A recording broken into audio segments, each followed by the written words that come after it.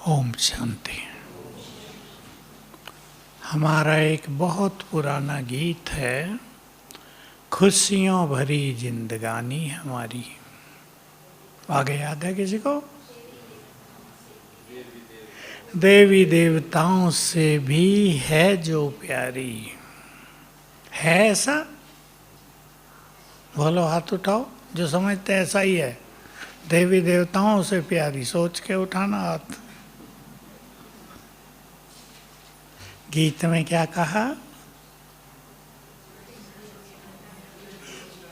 तुम्हारा साथ अच्छा है, हमारा दिन भी अच्छा है, हमारी रात अच्छी है, सब अच्छा अच्छा।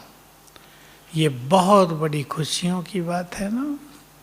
आज हम इस पे ही चिंतन करेंगे, सभी चिंतन करेंगे। खुशियों भरी जिंदगानी हो हमारी। खुशी सबसे बड़ी खुराक होती है। तन भी तंदुरुस्त, मन भी तंदुरुस्त होता है या नहीं? बहुत बड़ी खुराक है। लेकिन संसार में आजकल खुशी महंगी होती जा रही है। जैसे और महंगाई बढ़ रही है ना, खुशी तो बहुत महंगी होती जा रही है। हर व्यक्ति को खुशी की तलाश है। बाबा के शब्दों में भगवान ने तो खुशी को सबसे बड़ा खजाना कह दिया। सबसे बड़ा खजाना।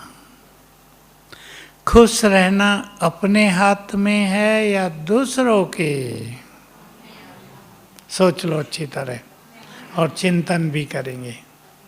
हम खुश खुद रहेंगे या हम दूसरों की ओर देखेंगे? ये ऐसा करें तो हम बहुत खुश रहें, ये गड़बड़ करते हैं तो हमारी खुशी चली जाती है। हम हेल्दी रहें तो बहुत खुश रहेंगे, हमें बीमारियां आती रहती हैं, खुशी ले जाती हैं। बच्चे आज्ञा नहीं मानते, हम खुश नहीं रहते। पति गलत संग में चला गया है, हमारी खुशी गुम हो गई। 100 कारण होंगे खुशी जाने के। अब बताएंगे आप हिस्सा ले चिंतन में। भाइयों की खुशी कहाँ जाती है? कब जाती है? हैं? धंधे धोरी में नहीं, धंधा धोरी तो काम काज है। धंधे धोरी में यदि मन चाही प्राप्ति न हो तो खुशी गुम होगी। और बोलो, भाई लोग से आज पूछ रहे हैं पैसे की कमी से। और बोलो, जब कोई कुछ गलत बोल देता है तब। बिल्कुल ठीक है, बहुत अच्छा। बोलो, हैं? एक बोलो, एक बोलो। पारिवारिक समस्याएं आती हैं। दूसरों के अवगुण देखते ही खुशी गुम हो जाती है। बीमारी। बच्चा बताएगा छोटा, तुम्हारी खुशी रहती है, गुम होती है कभी कभी? मम्मी डांटे। बोलो, कब खुशी गुम होती है? हैं? टीचर डांटती है। अच्छा अच्छा, ठीक है भाई, ठीक है। हाँ, मम्मी मोबाइल छीन लेती है, पढ़ो, तब भी खुशी गुम हो जाती है। देखो, बच्चे भी सच्चे होते हैं ना, सब बता देते हैं। और बोलो, बहनें बताओ, माताओं, खुशी क्यों गुम होती है? आज एक प्लान बनाएंगे कम से कम 5 पॉइंट का, जिससे हमारी खुशी बढ़े। बोलो, कहाँ गुम होती है? सबसे प्रमुख कारण है हमारा सोच। हमारी खुशी गुम होने का कारण होता है। सोच से ही खुशी बहुत हो जाएगी। हम सोच लें कुछ मिले या न मिले, इस अंतिम जन्म में भगवान मिल गया, डांस करते रहेंगे। उसने हमारे सोए हुए भाग्य को जगा दिया। सत्य ज्ञान दे दिया, खुशी खुशी में खुशी के फव्वारे छूटते रहेंगे और संकल्प हो जाए, मैं तो चल रही हूँ ज्ञान में, पर फलानी बहन मेरी बुराई बहुत करती है, मेरे पीछे ही पड़ गई है। तो ये नशा सारा गायब हो जाता है, वो भी ज्ञान में है। ज्ञानी ज्ञानियों के पीछे पड़ जाए तो मुश्किल होती है ना। क्या संकल्प रखेंगे, हमारे पीछे कौन पड़ा है? स्वयं भगवान पीछे पड़ गया है, जैसे आए थे वैसे ही बना के छोड़ूंगा, तुम्हें सुखी बनाकर ही जाऊंगा, तुम्हारे लिए राज भाग लेकर आया हूँ, देने आया हूँ, तैयार हो राज प्राप्त करने के लिए। भगवान जिनको बनाने में तत्पर हो, सोचो तो संसार की बाधाएं उनको रोक सकती हैं? चिंतन करेंगे, ये रोकती हैं। इसलिए प्रश्न है कि भगवान जब साथ दे रहा है और जब वो हमें बनाने के लिए तत्पर है, तब संसार की बाधाएं कमजोर होती हैं। जैसे एक कहावत है ना, बचाने वाला भगवान, मारने वाले क्या करेंगे? मारने वालों से बचाने वाला बहुत शक्तिशाली है, कुछ भी नहीं हो सकता। जिसकी रक्षा स्वयं भगवान कर रहा हो, उसको कुछ भी नहीं हो सकता। महाभारत में यही तो दिखाया, पांडवों की रक्षा भगवान कर रहे, नहीं तो मारे जाते सब। ऐसे नहीं रूसी सेना में उनसे बहादुर महारथी अतिरथी नहीं थे, लेकिन उनके साथ भगवान थे, उनकी गाइडेंस थी, उनकी जैसे छत्र छाया थी। मैं कई सीन देखे, देखो उनमें भी सीन दिखा देते हैं कि भीम का किसी से युद्ध हो रहा है, भीम थोड़ा ढीला पड़ रहा है, श्री कृष्ण उसे टेढ़ी नजर से देखते हैं, उधर है ना, वो दिखाई देता है कि जैसे अपना बल दे रहे हैं, उसे शक्ति दे दी और थोड़ी देर में भीम विजयी हो गया। भगवान साथ दे रहा है नशा। खुशी के साथ नशा भी यदि होता है तो खुशी स्थायी हो जाती है, परमानेंट हो जाती है। खुशी अकेली होती है तो कोई भी बात उसे समाप्त कर देती है। अब हम इस पे चिंतन करें, हमारी खुशी किसी आधार पर आधारित न हो, खुशी को अपना निजी संस्कार बना लें। एक लड़का 12वीं क्लास में फेल हो गया, घर आया, मुस्कुराता हुआ हंस रहा था। बाप ने पूछा पास हो गए? पहले तो चुप रहा, 2-4 बार पूछा, कहा नहीं फेल हो गया हूँ। कहा फिर भी हंस रहे हो? कहा हंसना मुस्कुराना मेरा स्वभाव है, ज्ञान में वो। तो हम इसको अपनी नेचर बना लें, बातें तो आएंगी चली जाएंगी। बाबा के महावाक्य कुछ याद करेंगे आज। बातें आती हैं और चली जाती हैं, तुम्हें खुशी को जाने नहीं देना है। बातें विनाशी हैं और खुशी भगवान की दी हुई अविनाशी गिफ्ट है। कौन पावरफुल होगा? पर पावरफुल बातें बन जाती है ना। सब कुछ छोड़ दो, सेवा छोड़ो, खुशी नहीं छोड़ना। अब सब आज संकल्प करें, हमें बहुत खुश रहना है। कुछ अपने जीवन के नियम बनाएं, हमारी खुशी को। पर चिंतन छीनता है। मैंने एक बात जो कही, अवगुणी दृष्टि छीनती है, दूसरे का व्यवहार छीनता है, असफलता छीनती है। कोई बात सामने आ जाए, कोई समस्या आ जाए, वो छीन लेती है। कौन सी बात हमारी खुशी को छीनती है? सोचेंगे सभी, अपने को देखेंगे। केवल क्लास हम नहीं करें आज, अपने पे नज़र डालें और आज से हमारी खुशी के पारे को हम ऊपर ले चलेंगे। ले चलेंगे? बहनों का क्या ख्याल है? बच्चा बीमार होता है, होते हैं आजकल बीमारियां चल रही हैं, किसी को बीमारी होती है। अभी भी 4 माताएं मिलने आई यहाँ आने से थोड़ी देर पहले।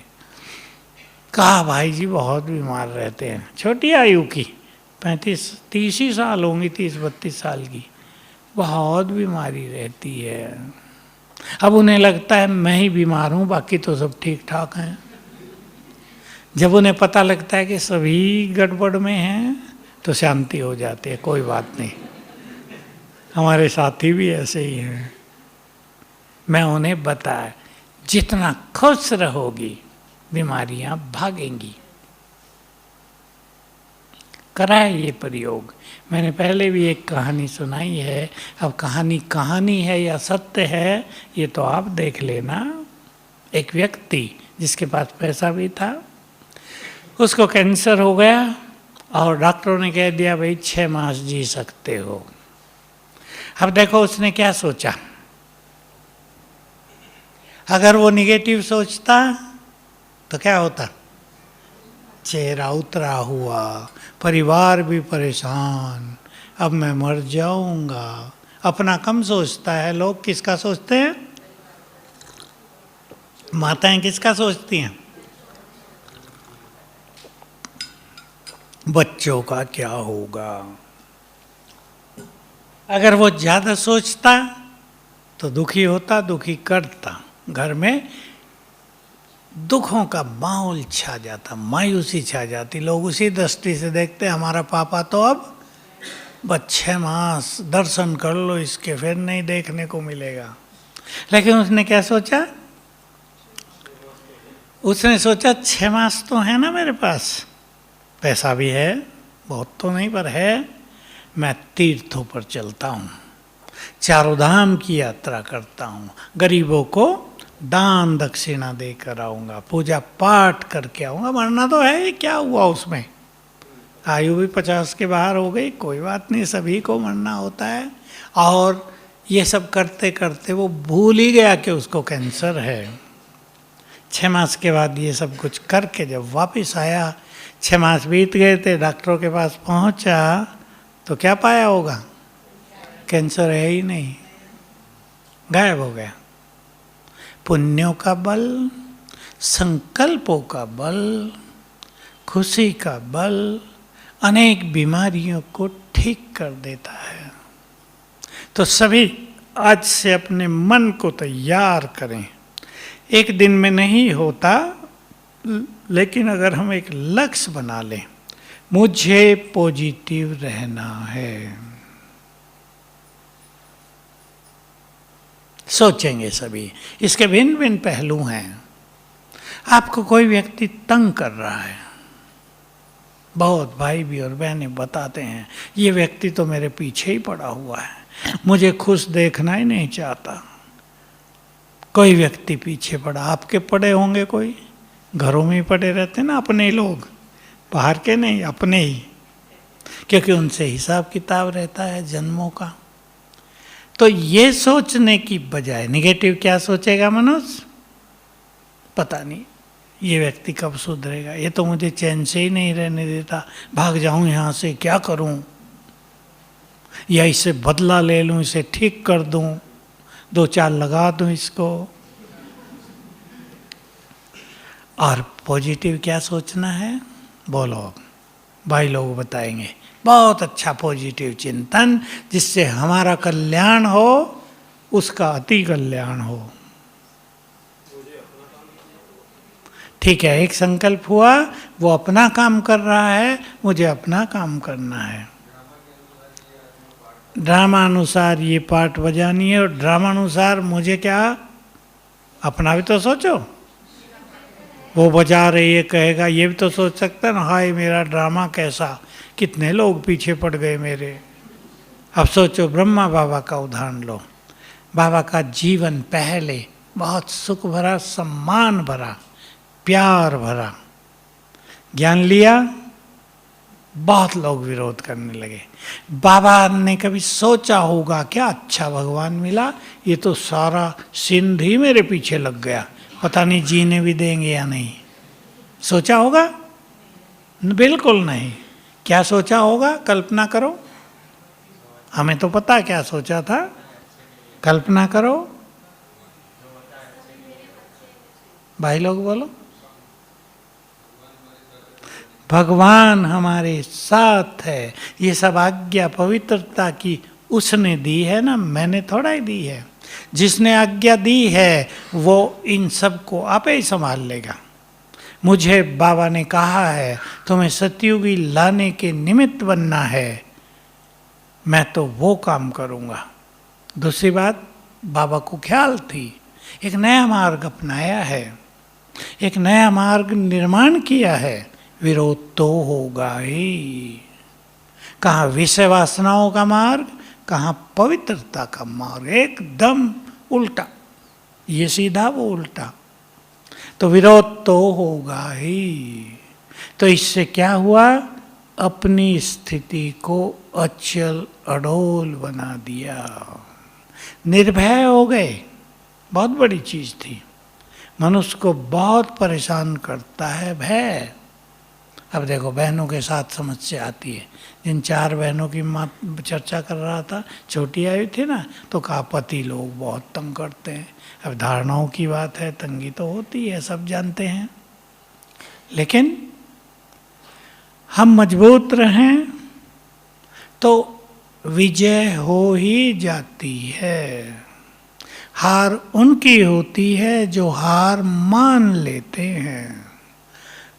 ध्यान देंगे, हार मानना नहीं है तो कोई आपको हरा नहीं सकेगा। अब कोई आपके पीछे पड़ा, फिर वहीं आ जाए। आप सोच लें, इसको अपनी उन्नति का आधार भी तो बनाया जा सकता है ना। बोलो कैसे? हर एक को अनुभव है, कोई ना कोई आपकी गिलानी करेगा, कोई ना कोई आपके कदमों को रोकेगा, कोई ना कोई आपकी लैग पुलिंग करेगा। इसको अपनी उन्नति का साधन बना लें। बहुत ऑफिस वाले आते हैं भाई, लैग पुलिंग बहुत होती है भाई जी, ऑफिस में तंगी होती है। मैं उन्हें ये नहीं कहता कि तंग होते रहा करो, लोग तंग कर रहे तो तुम भी तंग हो, या तुम भी उन्हें तंग कर लो, वो तुम्हारे पैर खींच रहे तुम भी उनके खींचो। मैं उनको एक उदाहरण दिया करता हूँ, कबड्डी का खेल देखा, फिर से चालू किया है मोदी जी ने, बीच में तो क्रिकेट ने सबको लोप कर दिया था। कबड्डी में क्या होता है, दूसरी टीम जो खेलने गया उसके पैर पकड़ लेती है, और जो पावरफुल होता है ना वो सबको खींच के वहाँ ले आता है लाइन पे। तो मैं उन्हें कहता हूँ तुम्हारी कोई टांग खींचे ना, तुम उन्हें खींच के आगे ले आओ, वो भी आगे बढ़ेंगे, तुम भी बढ़ोगे। संकल्प करो, दूसरों की इस तरह की एक्टिविटी से मुझे रुकना नहीं है। बोलो करेंगे भाई लोग? संकल्प करेंगे? कर दो। अभी दुनिया में सब कुछ हो रहा है, जो कुछ काम कर रहा है उसकी निंदा ग्लानि तो होती ही है। अभी देखो इलेक्शन का समय चल रहा, लोग एक दूसरे को गाली देते रहते हैं ना, वो उनकी आदत है। सुनने वालों को पता है ये देंगे और हमें भी देनी है ना आदत, दोनों लगे हुए। तो जिसको कुछ काम करना है उसको ग्लानि गाली सुननी ही पड़ती है, लेकिन जो हिम्मत नहीं हारते वो निरंतर आगे बढ़ जाते हैं। तो एक लाइन बोल रहा हूँ मैं, इसको अपनी उन्नति का साधन बना लेंगे सभी। दूसरे की कमी है ना, वो हमारी निंदा करता है, वो हमारे बारे में बुरा बुरा बोलता है, वो हमारा बुरा प्रचार जहाँ तहाँ कर रहा है, हमारी किसी छोटी मोटी बात को जहाँ तहाँ फैला कर वातावरण को बिगाड़ रहा है। ये बातें दुखी करती है ना, खुशी सुख छीन लेती है। अब हम क्या सोचें? इन चीज़ों को अपनी स्थिति को महान बनाने का आधार बना लें। कैसे? दूसरों की कमजोरी को अपनी शक्ति बना दो। वो निंदा करे, मुझे मान अपमान निंदा स्तुति में समान रहना है, भगवान का आदेश है। वो भगवान का आदेश नहीं मान रहा है कि किसी की निंदा न करो, मुझे तो मानना है। पसंद है सोफे पर बैठी बहनें? पसंद है? बहनों को ज़्यादा होता है। बुरे वचन भी बोल दो, बोलना तो नहीं चाहिए। बहनें करती भी ज़्यादा हैं और सुनती नहीं फिर, और जो करेगा उसको सुनना तो पड़ेगा। हैं? अब देखो एक उदाहरण देता हूँ, माताओं की विशेषताएं। हंस रही माताएं। किसी की लड़की ने कुछ गलती कर दी तो दूसरी माता समझती है ये बताना सबको मेरा धर्म है, और अपनी लड़की ने गलती कर दी तो समझते इसको क्षमा लेना मेरा धर्म है, किसी को ना पता चले। कोई बोलेगा तो सारा दिन दुखी रहेगी और खुशी गुम हो जाएगी। अगर हम दूसरों के लिए बोलते हैं तो हमारे लिए भी कोई बोलेगा या नहीं? तो मातृशक्ति को अभी बुद्धिमान हो जाना है, मैच्योर, महान विचार। इसको बाबा कहा करते हैं, दूसरे की गलती को अपनी गलती समझो। आपके बच्चे ने गलती कर दी, उसे जैसे संभालते हैं, दूसरों के बच्चों ने गलती कर दी, उसे भी अपना समझ के संभालो। और उससे अपना नुकसान ज़्यादा ना, हम व्यर्थ में रहते हैं। और एक दूसरे को दूसरा, तीसरे को तीसरा, चौथे को बाबा ने बताया कि जब वो 10 लोगों तक बात पहुँचेगी और फिर उसको ही आएगी, और पता चलेगा ये तो है ही नहीं, कहाँ की कहाँ पहुँच गई। कितना मिर्च मसाला चटनी बनी, टेस्टी बना, लोगों ने खाया, बचा कुचा फिर उसके पास आ गया, हो गया नहीं। इसलिए समझदारी से दूसरे की बातों को न फैलाकर समा लेना चाहिए। ये नहीं कहना चाहिए माताओं में समाने की शक्ति नहीं है। अपनों की समा लेते हैं ना, या नहीं समाते? बोलो बहनों, समा लेते हैं। आपका पति कुछ गलत कराया हो, समा लेंगे ना। समाज क्या कहेगा, रिश्तेदार क्या कहेंगे, समाना। तो अगर हम दूसरों की कमियों को अपनी शक्ति बना लें तो बहुत अच्छा होगा। पॉजिटिव होना है, दूसरों की गलती, उनका गलत व्यवहार, उनके द्वारा कुछ भी किया जाने वाला कर्म, बोल, उसको सुनकर हम आगे बढ़ने का सोच लें और अपने विचारों को जरा पावरफुल करें कि हम कलयुग के अंत में हैं या सतयुग में हैं? कहाँ हैं? माताएं चुप हैं। तो यहाँ सतयुग जैसा होगा क्या? देवता मिलेंगे? मैं एक आज कहानी पढ़ रहा था, मैं कम पढ़ता हूँ, पर एक वो आया हेडलाइन कि अभी भी ऊपर अंतरिक्ष में 1000 राक्षस घूम रहे हैं।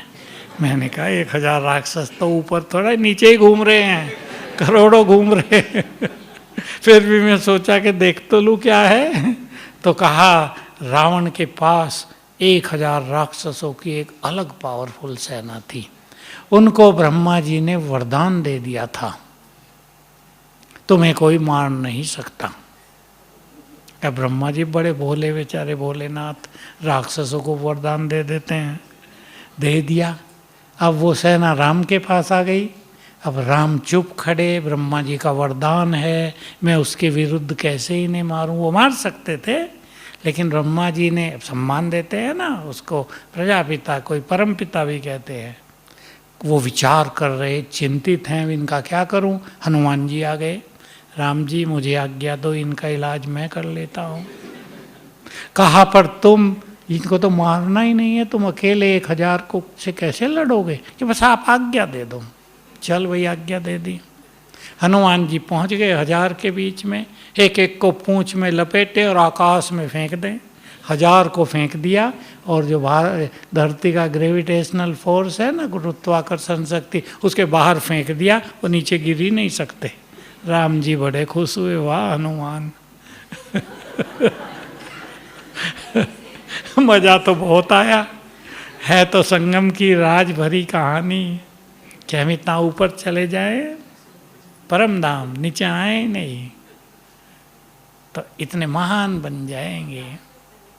तो अपने को पॉजिटिव करना है, खुश रहना है। खुश रहेंगे जीवन का सुख मिलेगा।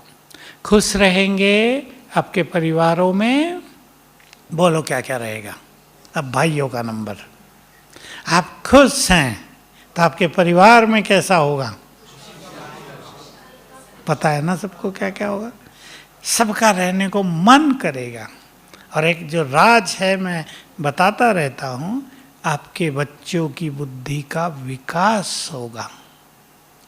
जहाँ वातावरण थोड़ा भारी होता है, क्रोध वाला होता है, समझ लें आप, बच्चों की बुद्धि पे दबाव पड़ता है, उनके विचारों पर, संकल्पों पे दबाव पड़ता है। अब माँ बाप लड़ रहे हों किसी घर में, तो बच्चे खुश रहेंगे क्या? उदास होंगे, मन नहीं लगेगा उनको। और ये उदासीनता उनके सबकॉन्शियस माइंड में बढ़ती रहती है, जो बड़े होकर उन्हें सफल होने में बड़ी भारी बाधा डालती है। इसलिए सभी भाई बहनें बहुत अच्छा संकल्प कर लें, हमें अपने घर में खुशी का माहौल बना देना है। बातें तो आएंगी, बातें तो रोज आ रही हैं। देखो कोरोना आया था, क्या क्या होने लगा था, पता है या भूल गए? भूल जाता है ना। भूलना तो अच्छा है, बुरे दिनों को क्या याद करना, पर बुरे दिनों से सीख तो लेना होता है ना। हम याद क्यों करें, बुरे दिन थे, सारे संसार में कर्फ्यू लग गया था। कर्फ्यू भी कितना डरावना, लेकिन बाबा के बच्चों को बाबा की बहुत मदद मिली। आज भी थी मदद की बात। जो बच्चे योग युक्त रहते हैं, आज्ञाकारी रहते हैं, उन्हें सदा ही बाप की मदद मिलती रहती है। तो देख लें हमारी खुशी कहाँ गुम होती है। कामनाएं खुशी को गुम करती हैं, इच्छाएं और कामनाएं। धन का अभाव भी खुशी को गुम करता है, ये भी सत्य है, लेकिन संतोष हमारी खुशी को बढ़ाता है। कुछ लोग थोड़े में भी संतुष्ट रहते हैं, और कुछ लोग बहुत होने पर भी संतुष्ट नहीं रहते। है या नहीं ये बात? माताएं बताओ इसका उदाहरण, बोलो। आप किसी फंक्शन में गई हैं, मैरिज पार्टी में, अच्छे कपड़े पहन के गई हैं, ज्वेलरी भी डाली है, क्या देख लिया दूसरे का जो आपको अपने अच्छे कपड़ों की खुशी गुम हो गई? बोलो ना, क्या देख लिया? दूसरी किसी की देख ली, अरे इतनी अच्छी साड़ी, अपनी अच्छी भी खराब लगने लगी। ज्वेलरी चाहे उसने बनावटी पहनी हो, वो ज़्यादा चमकती है ना। अपना सोना कम चमक रहा, उसकी ज़्यादा चमक रही है, होती है वो बनावटी है। खुशी गुम हो गई। कंपैरिजन खुशी को गुम कर देता है। इंग्लिश का शब्द है कंपैरिजन, माना दूसरों से तुलना करना। इससे बचेंगे हम सब। हमारे पास भी पर्याप्त है। उनके कपड़े अच्छे हो सकते हैं, पर आपके पास क्या अच्छा? बोलो, आपके चेहरे पे क्या होगा? एक खुशी होगी, एक रूहानियत होगी, ज्ञान योग के चिन्ह होंगे, पवित्रता की झलक होगी। और अगर आप वहाँ जाकर उन्हें आत्मा देखें और संकल्प करना, माताओं को तो जाना ही पड़ता है ना लौकिक में, गृहस्थ में, तो ये सब बहुत अच्छी आत्माएं हैं, सब भगवान के बच्चे हैं। 1-2 बार संकल्प कर लेना, सब देवता बनेंगे, अब सब देवकुल के हैं। तो आप देखेंगे कितना अच्छा वातावरण हो जाएगा और आपको कितनी अच्छी नज़र से सब देखेंगे। हमारी जैसी नज़र होती है दूसरों की ओर, वैसी नज़र से वो हमें देखते हैं। दृष्टिकोण कहते हैं इसे, नज़रिया। तो ये अभ्यास सभी करेंगे तो जीवन में कंपैरिजन को छोड़ना है। एक व्यक्ति के पास बाइक है, 1 लाख तक आ गई है, आनंद ले रहा है, लेकिन उसी के ऑफिस में दूसरे ने बाइक ले ली। आजकल कितनी कितनी महंगी आती है पता? 25 लाख। हमने भी नहीं सुना था, कोई ले आया तो देखी, मैंने कहा इसमें 25 लाख का क्या है भाई? हीरे लगे हुए, सोना चढ़ा हुआ, कुछ भी तो नहीं। थोड़ी सी ऊंची है, थोड़ी थोड़ी पावर ज़्यादा है, थोड़ा सॉफ्ट चलती है, ब्रेक अच्छा है। तो अपनी खुशी गुम, उसकी देखते रहेंगे, इसकी बहुत अच्छी, बैठ के बड़ा अच्छा लगता है, तो पर्सनैलिटी चमकती है इसकी। तो जो हमारे पास है वही बहुत अच्छा है या नहीं? हमें याद है, अपना एक अनुभव सुना देता हूँ। ज्ञान सरोवर बनने लगा, न रास्ते थे न यज्ञ में कोई गाड़ी थी, बाइक भी नहीं थी एक भी, आपको पता हो। कार का तो प्रश्न ही नहीं। एक दादी के पास, एक निर्वैर भाई के पास थी। अभी मेरी ड्यूटी लगाई, भाई जाना है वहाँ, कोई जाता ही नहीं था। पैदल कौन जाएगा 4 किलोमीटर, उबड़ खाबड़ रास्ता, रात हो गई तो भालू और सांप, कौन जाएगा? मैं तो गया। तो एक दिन गंगाधर भाई को कहा, मैंने कहा छोड़ आओ। उसके पास पता नहीं कहाँ से एक पुरानी टूटी फूटी जीप आई। अब वो मुझे दिलवाड़ा के इधर तक छोड़ के आ गया। फिर वहाँ से पैदल जाना था 1 किलोमीटर, मैं चला गया। मैं सोचता था एक ऐसी टूटी फूटी जीप मेरे पास भी हो तो मैं आराम से रोज ना आ जाऊँ। अब देखो मनुष्य के संकल्प। फिर यज्ञ में थोड़ी थोड़ी सुविधाएं बढ़ने लगी। ज्ञान सरोवर यज्ञ के लिए वरदान ही बना। गाड़ी आने लगी, मुझे बाइक मिल गई, रास्ते थे नहीं, धूल से चलाए, गिर भी गए 2-4 बार, धूल में सारा उबड़ खाबड़ हो गया, झाड़ियाँ बहुत थी, रास्ते ही नहीं थे ना, सड़क वड़क कोई नहीं थी, पगडंडी भी नहीं थी। तो सोचते थे ना छोटा सा साधन हो, और डिजायर कार आ गई, सोचेंगे डिजायर ये तो गरीबों की है, हमारे पास तो फलानी कार होनी चाहिए। मैं बाहर जाता हूँ ना, मुझे एक कार में बैठाया, अभी मैं पूछ लेता हूँ, देखने में अच्छी लग रही थी, कौन सी है? मर्सिडीज है। अच्छा यही वो मर्सिडीज है जिसकी बड़ी महिमा है? कितने की आई है? 80 लाख की आई है। मैंने कहा क्या है इसमें, तो हमारी जैसी है, जैसी हमारी है 12 लाख वाली ऐसी है भाई, क्या विशेषता है? अरे चलती बहुत अच्छी है, ब्रेक बहुत अच्छा लगता है, एक्सीडेंट नहीं होगा, गुब्बारे फटाफट आ जाएंगे, ये वो। देखो कंपैरिजन है ना, कंपैरिजन और खराब कंपटीशन। अच्छा कंपटीशन तो अच्छी बात है, उसको कहते हैं हेल्दी कंपटीशन। भाई एक बच्चा 90% ला रहा है, मैं 95 लाऊंगा, ये हेल्दी कंपटीशन है। लेकिन उसके 90% आ रहे, उसको गिराऊं, उसके 80 आ जाएं, ये गलत कंपटीशन है। हम आगे बढ़ें, दूसरों को आगे बढ़ने से रोकें नहीं। बाबा ने बहुत सिखाया हमें, हम भी आगे बढ़ें, दूसरे भी आगे बढ़ें। मुझे दादी की एक बात याद रहती, यही कहा था, दूसरे आगे बढ़ें, दादी का दिल ठरे, ठरे माना ठंडा हो, सब आगे बढ़ें, खुशी होती है। अब हमारा ये यज्ञ है, इसमें हमारे पास मान लो पांडवों ने, इसमें 10 अच्छे स्पीकर हों, ज्ञान देने वाले, कोर्स कराने वाले, योग सिखाने वाले, तो किसकी शोभा होगी? यज्ञ की होगी ना। और कोई सोच ले मेरे अलावा कोई ना हो, तो यज्ञ कमजोर होगा या पावरफुल? और एक कहाँ कहाँ भागेगा? उसे कहा सवेरे 4 लोगों को कोर्स कराना है, 11 बजे स्कूल में भाषण करने जाना है, फिर सोना नहीं है, 3 बजे वहाँ जाना है, 6 बजे वहाँ जाना, उसकी चटनी बन जाएगी या नहीं?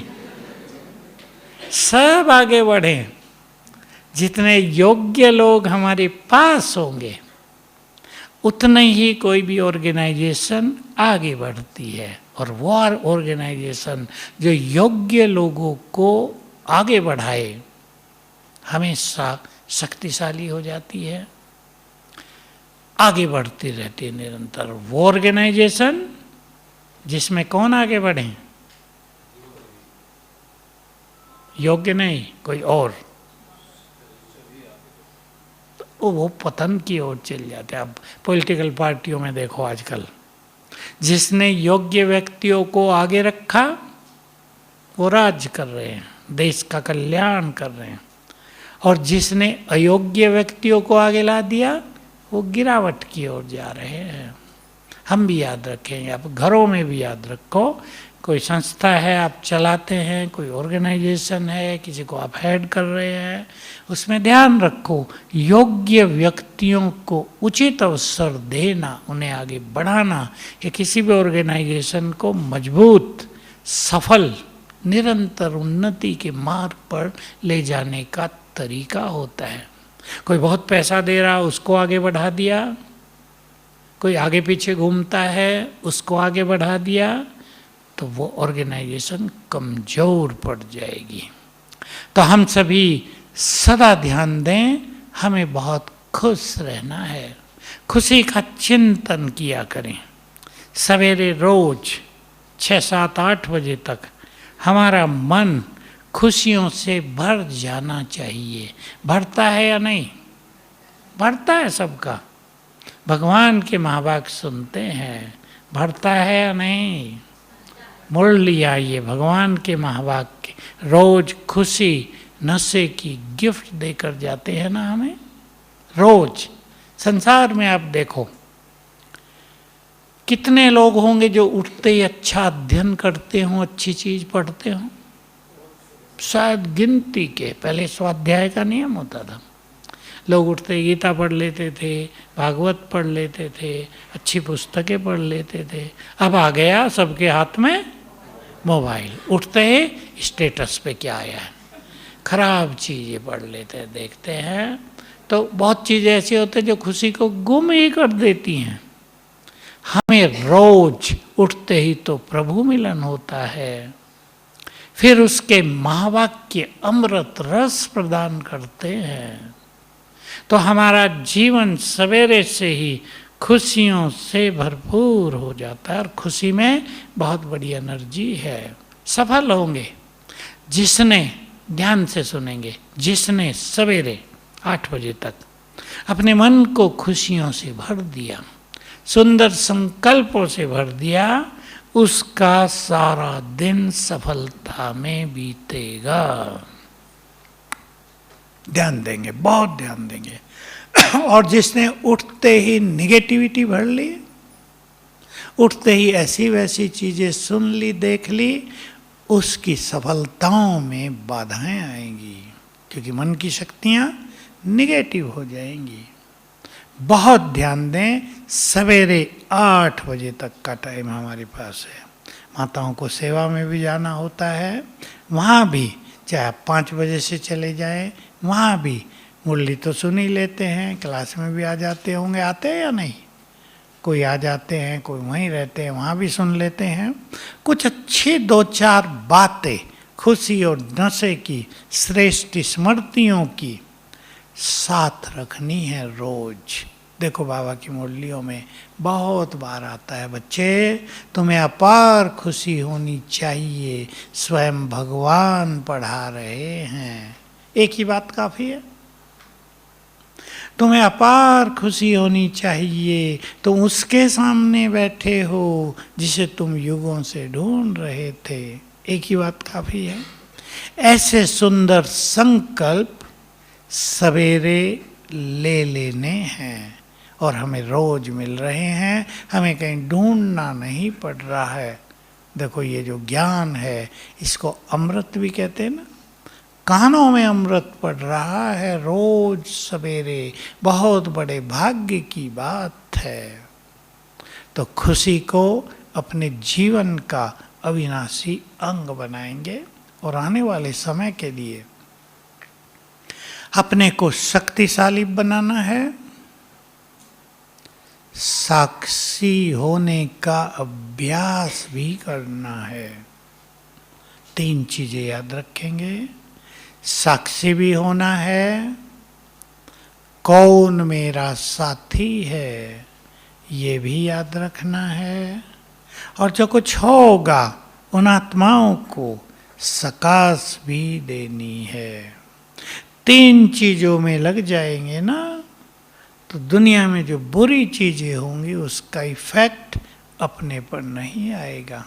बहुत इम्पोर्टेंट चीज होगी, बहुत सुंदर धारणा होगी कि कलयुग के इफेक्ट से हम मुक्त रहें, घटनाओं के बुरे इफेक्ट से हम मुक्त रहें। नहीं तो समय ऐसा आ जाता है, कोरोना में भी आ गया, लोगों ने टीवी देखना भी छोड़ दिया था, देख के टेंशन होती थी, समाचार सुनने छोड़ दिए थे। हमारे यहाँ रोज बोर्ड पे लग जाता था, आज इसने शरीर छोड़ा, कभी कभी 2 का फोटो लगा रहता था, उनकी पूरी जीवन कहानी।